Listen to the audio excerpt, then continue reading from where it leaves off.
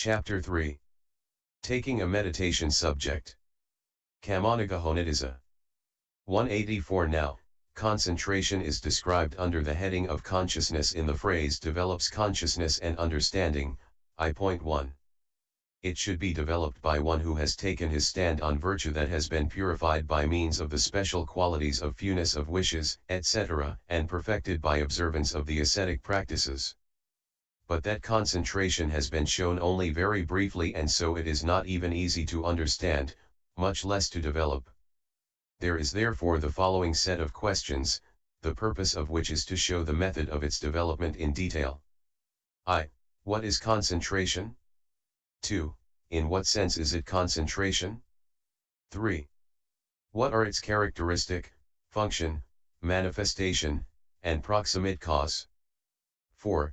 How many kinds of concentration are there? V.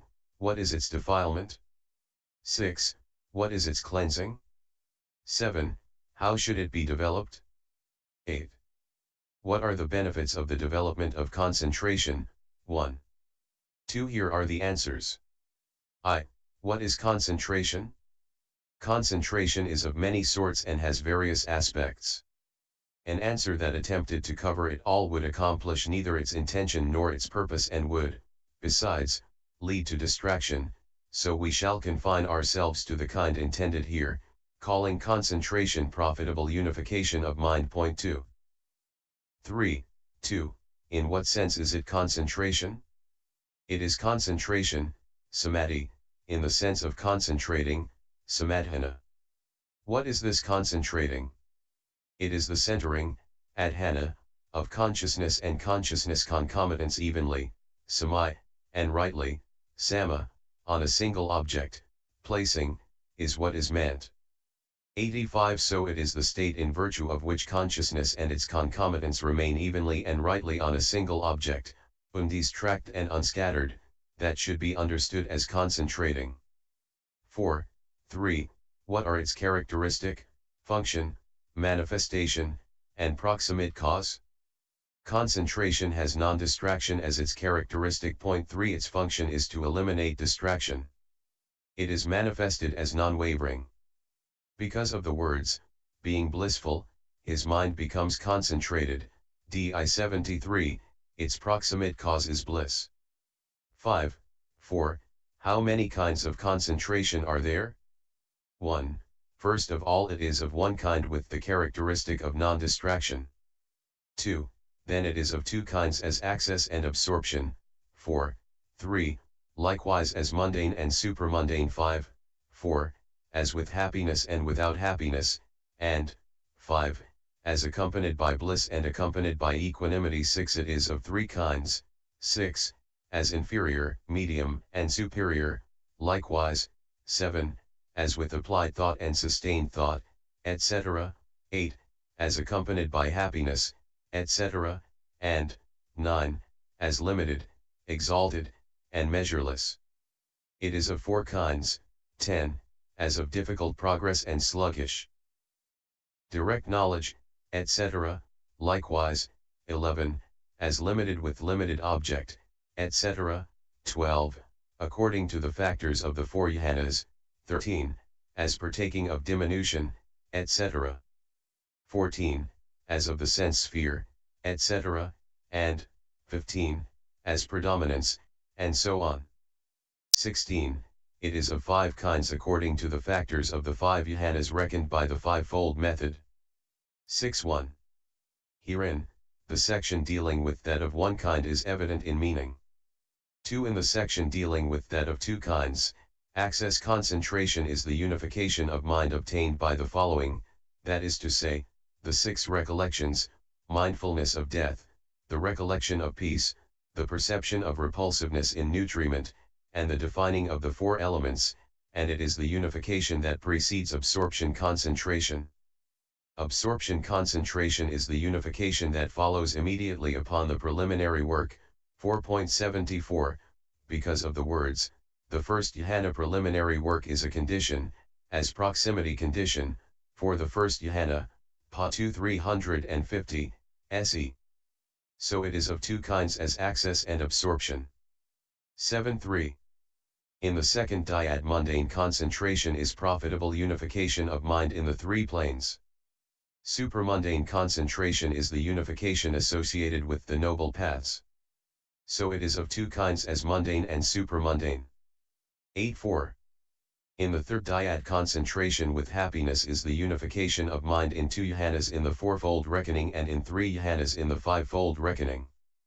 86. Concentration without happiness is the unification in the remaining two jhanas. But access concentration may be with happiness or without happiness. So it is of two kinds, as with happiness and without happiness. 9-5. In the fourth dyad, concentration accompanied by bliss is the unification in three jhanas in the fourfold and four in the fivefold reckoning. That accompanied by equanimity is that in the remaining jhana.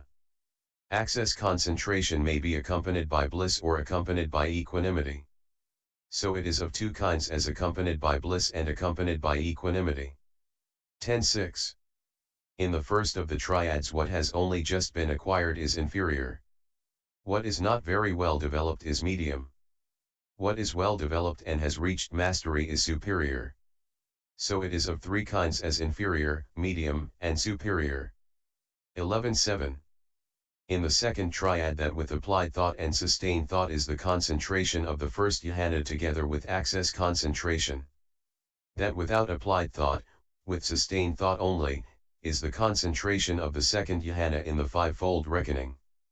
For when a man sees danger only in applied thought and not in sustained thought, he aspires only to abandon applied thought when he passes beyond the first jhana, and so he obtains concentration without applied thought and with sustained thought only. This is said with reference to him. Concentration without applied thought and sustained thought is the unification in the three jhanas, beginning with the second in the fourfold reckoning and with the third in the fivefold reckoning, CD 3-219. So it is of three kinds, as with applied thought and sustained thought, and so on. 12-8. In the third triad, concentration accompanied by happiness is the unification in the two first jhanas in the fourfold reckoning and in the three first jhanas in the fivefold reckoning. Concentration accompanied by bliss is the unification in those same jhanas and in the third and the fourth respectively in the two reckonings. 83. That accompanied by equanimity is that in the remaining jhana. Access concentration may be accompanied by bliss and happiness or accompanied by equanimity. So it is of three kinds, as accompanied by happiness, and so on. 13-9. In the fourth triad, limited concentration is unification on the plane of access. Exalted concentration is unification in profitable consciousness, etc. of the fine material sphere and immaterial sphere. Measureless concentration is unification associated with the noble paths. So it is of three kinds, as limited, exalted, and measureless. 14-10. In the first of the tetrads there is concentration of difficult progress and sluggish direct knowledge. There is that of difficult progress and swift direct knowledge. There is that of easy progress and sluggish direct knowledge. And there is that of easy progress and swift direct knowledge. 15. Herein, the development of concentration that occurs from the time of the first conscious reaction up to the arising of the access of a given jhana is called progress. And the understanding that occurs from the time of access until absorption is called direct knowledge. That progress is difficult for some, being troublesome owing to the tenacious resistance of the inimical states beginning with the hindrances. The meaning is that it is cultivated without ease. 87. It is easy for others because of the absence of those difficulties. Also the direct knowledge is sluggish in some and occurs slowly, not quickly. In others it is swift and occurs rapidly, not slowly. 16. Herein, we shall comment below upon the suitable and unsuitable, 4.35f, the preparatory tasks consisting in the severing of impediments, 4.20, etc., and skill in absorption, 4.42. When a man cultivates what is unsuitable, his progress is difficult and his direct knowledge sluggish. When he cultivates what is suitable, his progress is easy and his direct knowledge swift. But if he cultivates the unsuitable in the earlier stage and the suitable in the later stage, or if he cultivates the suitable in the earlier stage and the unsuitable in the later stage, then it should be understood as mixed in his case. Likewise, if he devotes himself to development without carrying out the preparatory tasks of severing impediments, etc., his progress is difficult. It is easy in the opposite case. And if he is not accomplished in skill in absorption, his direct knowledge is sluggish. It is swift if he is so accomplished. 17. Besides, they should be understood as classed according to craving and ignorance, and according to whether one has had practice in serenity and insight. 7. For if a man is overwhelmed by craving, his progress is difficult. If not, it is easy. And if he is overwhelmed by ignorance, his direct knowledge is sluggish. If not, it is swift. And if he has had no practice in serenity, his progress is difficult. If he has, it is easy. And if he has had no practice in insight, his direct knowledge is sluggish. If he has, it is swift. 18. Also they should be understood as classed according to defilements and faculties. For if a man's defilements are sharp and his faculties dull, then his progress is difficult and his direct knowledge sluggish, but if his faculties are keen, his direct knowledge is swift. And if his defilements are blunt and his faculties dull, then his progress is easy and his direct knowledge sluggish, but if his faculties are keen, his direct knowledge is swift. 19. So as regards this progress and this direct knowledge, when a person reaches concentration with difficult progress and sluggish direct knowledge, his concentration is called concentration of difficult progress and sluggish direct knowledge, similarly in the cases of the remaining three. So it is of four kinds, as of difficult progress and sluggish direct knowledge, and so on. 2011. In the second tetrad there is limited concentration with a limited object, there is limited concentration with a measureless object, there is measureless concentration with a limited object, and there is measureless concentration with a measureless object. Herein, concentration that is unfamiliar and incapable of being a condition for a higher jhana 88 is limited. When it occurs with an unextended object, 4.126, it is with a limited object. When it is familiar, well developed, and capable of being a condition for a higher jhana, it is measureless. And when it occurs with an extended object, it is with a measureless object. The mixed method can be understood as the mixture of the characteristics already stated. So it is of four kinds, as limited with limited object, and so on. 2112. In the third tetrad the first jhana has 5 factors, that is to say, applied thought, sustained thought, happiness, bliss, and concentration, following suppression of the hindrances. The second has the 3 factors remaining after the elimination of applied and sustained thought. The third has 2 factors with the fading away of happiness. The fourth, where bliss is abandoned, has 2 factors with concentration and the equanimous feeling that accompanies it. Thus there are 4 kinds of concentration according to the factors of these 4 jhanas. So it is of 4 kinds according to the factors of the 4 jhanas. 2213. In the fourth tetrad there is concentration partaking of diminution, there is concentration partaking of stagnation, there is concentration partaking of distinction, and there is concentration partaking of penetration. Herein, it should be understood that the state of partaking of diminution is accessibility to opposition, the state of partaking of stagnation, hiti, is stationariness, sana, of the mindfulness that is in conformity with that concentration, the state of partaking of distinction is the attaining of higher distinction, and the state of partaking of penetration is accessibility to perception and attention accompanied by dispassion, according as it is said, when a man has attained the first jhana and he is accessible to perception and attention accompanied by sense desire, then his understanding partakes of diminution. When his mindfulness that is in conformity with that stagnates, then his understanding partakes of stagnation. When he is accessible to perception and attention unaccompanied by applied thought, then his understanding partakes of distinction. When he is accessible to perception and attention accompanied by dispassion and directed to fading away, then his understanding partakes of penetration, Vibhite 330. The kinds of concentration. Associated with that fourfold understanding are also 4 in number. So it is of 4 kinds as partaking of diminution, and so on. 23:14. In the 5th tetrad there are the following 4 kinds of concentration, that is to say, sense sphere concentration, fine material sphere concentration, immaterial sphere concentration, and unincluded, that is, path concentration. Herein, sense sphere concentration is all kinds of access unification. Likewise the other 3 are respectively profitable unification of mind associated with fine material, immaterial, and path, jhana.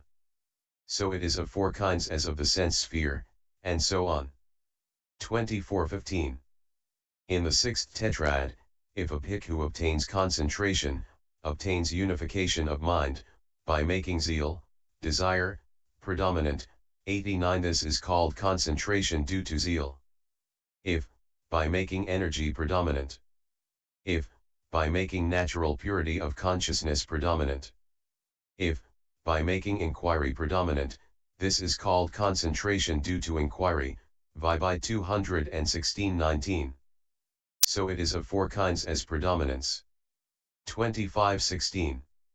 In the pentad there are 5 jhanas by dividing into what is called the second jhana in the fourfold reckoning, c. 21, taking the second jhana to be due to the surmounting of only applied thought and the third jhana to be due to the surmounting of both applied and sustained thought. There are 5 kinds of concentration according to the factors of these 5 jhanas. So its 5-foldness should be understood according to the 5 sets of jhana factors. 26, v. What is its defilement? 6. What is its cleansing? Here the answer is given in the Vibhoga. Defilement is the state partaking of diminution, cleansing is the state partaking of distinction, by 343.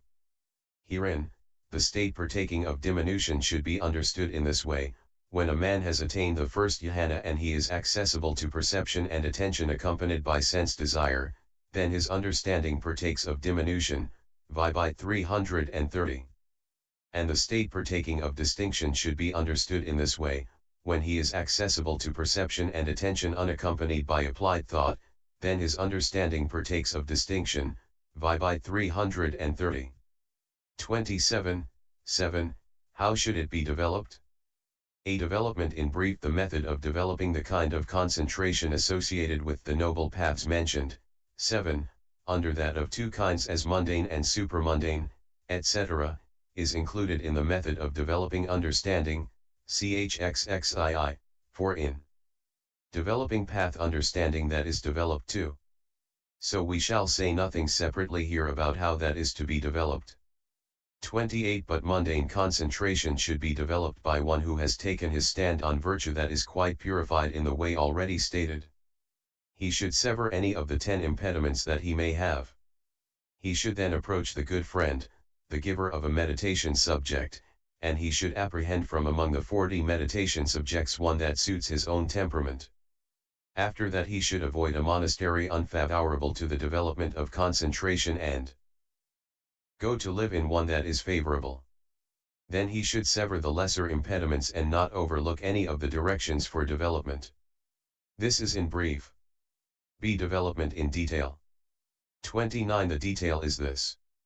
The 10 impediments. Firstly, it was said above, he should sever any of the 10 impediments that he may have.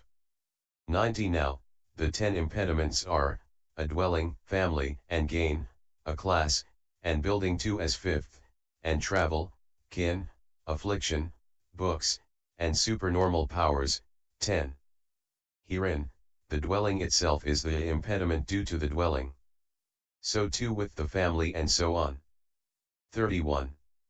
Herein, a single inner room or a single hut or a whole monastery for the community is called a dwelling. This is not an impediment for everyone. It is an impediment only for anyone whose mind is exercised about the building, etc., that goes on there, or who has many belongings stored there, or whose mind is caught up by some business connected with it. For any other it is not an impediment. 31. Here is a relevant story. 2 clansmen left Anuradhapura, it seems, and eventually went forth at the Thuparama.8. One of them made himself familiar with the two codes 9, and when he had acquired 5 years seniority, he took part in the Pavara 10 and then left for the place called Pnaka-rj.11. The other stayed on where he was. Now, when the one who had gone to Pnaka-rj had lived there a long time and had become an elder 12, he thought, this place is good for retreat, suppose I told my friend about it. So he set out, and in due course he entered the Thuparama. As he entered, the elder of the same seniority saw him, went to meet him, took his bowl and robe and did the duties. 32. The visiting elder went into his lodging. He thought, now my friend will be sending me ghee or molasses or a drink, for he has lived long in the city. He got nothing that night, and in the morning he thought, now he will be sending me rice gruel and solid food sent by his supporters. When he saw none, he thought, there is no one to bring it. No doubt they will give it when we go into the town. Early in the morning they went into the town together. When they had wandered through one street and had got only a ladleful of gruel, they sat down in a sitting hall to drink it. 13. 33. Then the visitor thought, perhaps there is no individual giving of gruel. But as soon as it is the time for the meal, people will give special food. But when it was time for the meal, they ate what they had got by wandering for alms. Then the visitor said, Venerable Sir, how is this? Do you live in this way all the time? Yes, friend. Venerable Sir, Pnaka-rj is comfortable, let us go there. Now, as the elder came out from the city 91 by the southern gate, he took the Kammaþhána-gahaóa road which leads to Pnaka-rj. The visitor asked, but, Venerable Sir, why do you take this road? Did you not recommend Pnaka-rj, friend? But how is this, Venerable Sir, have you no extra belongings in the place you have lived in for so long? That is so, friend. The bed and chair belong to the community, and they are put away as usual. There is nothing else. But, Venerable Sir, I have left my staff and my oil tube and my sandal bag there. Have you already collected so much, friend, living there for just one day? Yes, Venerable Sir. 34. He was glad in his heart, and he paid homage to the elder, for those like you, Venerable Sir, everywhere is a forest dwelling. The Thuparama is a place where the relics of 4 Buddhas are deposited, there is suitable hearing of the Dhamma in the brazen palace, there is the great shrine to be seen, and one can visit elders. It is like the time of the Buddha. It is here that you should live. On the following day he took his bowl and outer robe and went away by himself. It is no impediment for one like that. 35. 2 Family means a family consisting of relatives or of supporters. For even a family consisting of supporters is an impediment for someone who lives in close association with it in the way beginning, he is pleased when they are pleased, s3:11, and who does not even go to a neighboring monastery to hear the Dhamma without members of the family. 36. But even mother and father are not an impediment for another, as in the case of the young bhikkhu, the nephew of the elder who lived at the Koreka monastery. He went to Roho for instruction, it seems. The elder's sister, who was a lay devotee, was always asking the elder how her son was getting on. One day the elder set out for Roho to fetch him back. 37. The young bhikkhu too thought, I have lived here for a long time. Now I might go and visit my preceptor and find out how the lay devotee is, and he left. Chapter 3. Taking a meditation subject. Roho. The two met on the banks of the Mahavili river. He did the duties to the elder at the foot of a tree. When asked, where are you going, he told him his purpose. The elder said, you have done well. The lay devotee is always asking after you. That was why I came. You may go, but I shall stay here for the rains, and he dismissed him. 92. He arrived at the monastery on the actual day for taking up residence for the rains. The lodging allotted to him happened to be the one for which his father had undertaken responsibility. 38. His father came on the following day and asked, to whom was our lodging allotted, Venerable Sirs? When he heard that it had fallen to a young visitor, he went to him. After paying homage to him, he said, "Venerable sir, there is an obligation for him who has taken up residence for the rains in our lodging." "What is it, lay follower?" "It is to take alms food only in our house for the 3 months, and to let us know the time of departure after the Pavero ceremony." He consented in silence. The lay devotee went home and told his wife, "There is a visiting lord who has taken up residence for the rains in our lodging. He must be carefully looked after," and she agreed. She prepared good food of various kinds for him. 14 Though the youth went to his relative's home at the time of the meal, no one recognized him. 39 When he had eaten alms food there during the 3 months and had completed the residence for the rains, he announced his departure.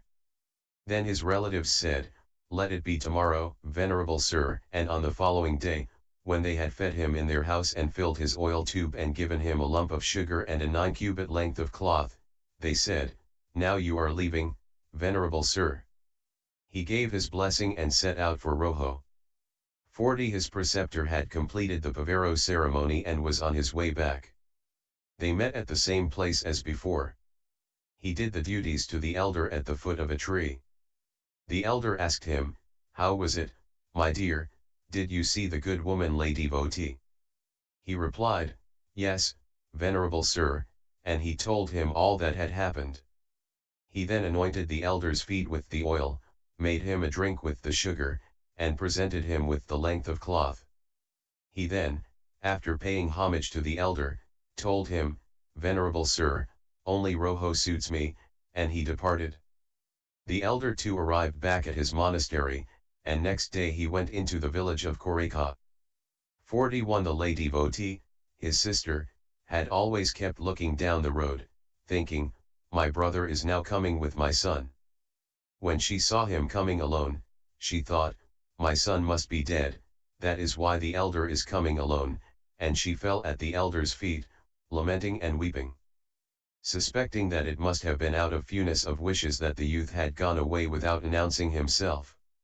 93 The elder comforted her and told her all that had happened, and he took the length of cloth out of his bag and showed it to her.